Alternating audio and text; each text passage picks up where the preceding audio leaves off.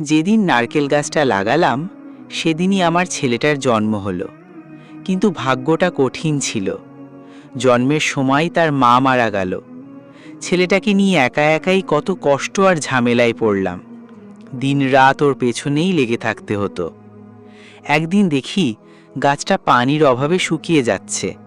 আমি একটু পানি নিয়ে গাছের কাছে যাচ্ছিলাম, ঠিক তখনই ছেলেটার কান্নার শব্দ পেলাম।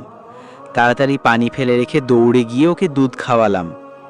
সেদিন গাছটার প্রতি অন্যায় করেছিলাম, কিন্তু গাছটা কিছু মনে রাখেনি।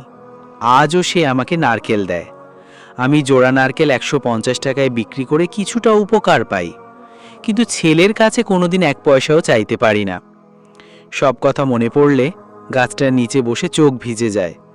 গাছটাকে জড়িয়ে ধরে বলি, নে, আজ তোকে দিলাম দামি পানি, তুই দোয়া করিস আমার খোকা যেন ভালো থাকে।